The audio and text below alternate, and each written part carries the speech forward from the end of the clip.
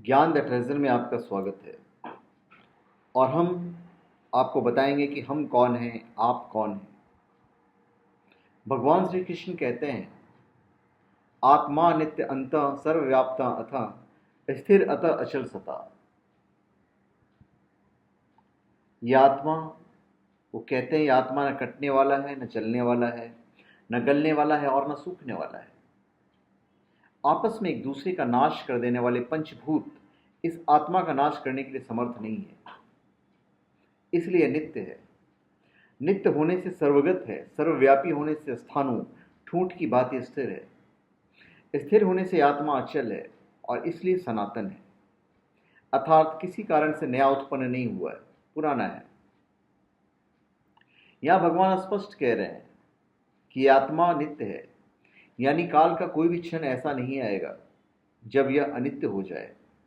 अतः अनंत काल तक रहने वाला अनंत है, जिसका अंत नहीं हो। बल का प्रयोग करके हम मुट्ठी बांधते हैं, बल की समाप्ति के साथ ही मुट्ठी खुल जाती है। यदि कभी बल ही नहीं लगा तो मुट्ठी खुली ही रहेगी। कहने का तात्पर्य है, संयोग होने से ही वियोग संभव है। यदि वियोग नहीं है तो संयोग कभी हुआ हो या संभव नहीं है। अतः अनादि है, जिसका आरंभ नहीं हो अनादि है, यानी इस पर कोई बल नहीं लगा। अतः यह अनंत विस्तारित और अर्थात सर्वव्याप्त है। सर्वव्याप्त यानी विदित और अविदित से भी परे है। कोई भी स्थान इस तत्व से खाली नहीं होने के कारण इसका हिलना भी संभव नहीं है। अतः स्थिर है।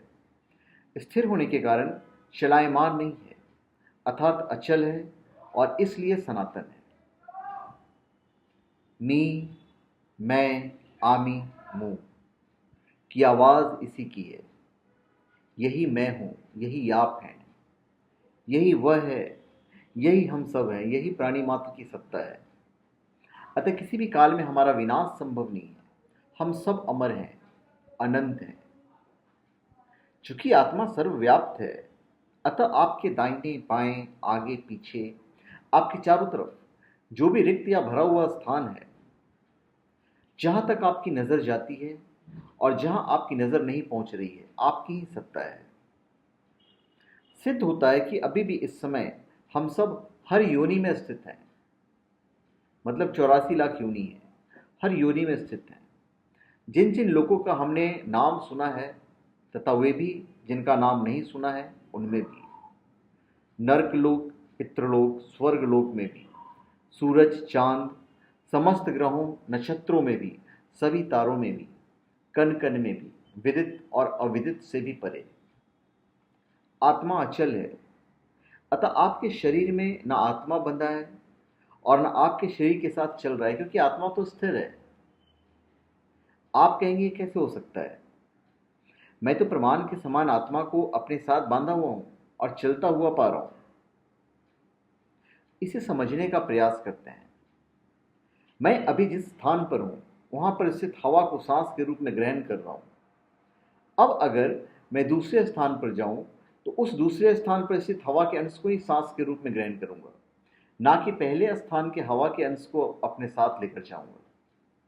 मैं जहां भी चाहूं वहीं पर मेरे सांस लेने के लिए हवा उपलब्ध है। और स्पष्ट रूप से समझने का प्रयास करते हैं। पूरी पृथ्वी पर ऑक्सीजन उपलब्ध है। अतः ऑक्सीजन लेने के लिए पृथ्वी पर हमें ऑक्सीजन का सिलेंडर बांधकर चलने की आवश्यकता नहीं है। ठीक उसी प्रकार, चूंकि आत्म तत्व हर बिंदु पर है, उसे बांधकर चलने की आवश्यकता नहीं है। हवा तो फिर भी मेरी सत्ता से अलग और कहीं कहीं प्रदूषित भी है, किंतु आत्मसत्ता तो मैं ही हूं, जो हर बिंदु पर एक समान है। आत्मा सर्वव्याप्त और स्थिर है, अतः वह भटक कर जाएगा कहां?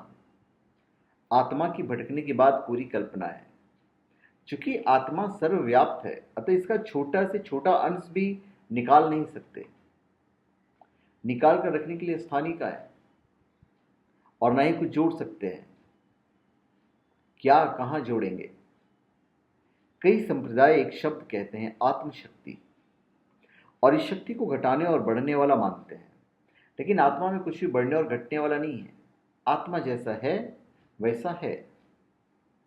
यह भी सिद्ध हो जाता है कि मृत्यु होने पर शरीर से आत्मा नहीं निकलती है। तो फिर क्या निकलता है? इस पर बाद में प्रकाश डालेंगे किसी अगले वीडियो में। भगवान ने श्लोक में जो कहा है वह वैज्ञानिक सिद्धांतों से भी सिद्ध होता है, लेकिन स्थान, काल और पात्रता को ध्यान में रखते हुए यहाँ इस वीडियो में नहीं, मैं अगले वीडियो बताऊंगा। इसी सर्वव्याप्त सत्ता की उपलब्धि का नाम मोक्ष है। तो जय श्री कृष्ण। आप हमारे चैनल पर सब्सक्राइब करें और अपने कमेंट दीजिए। धन्यवाद।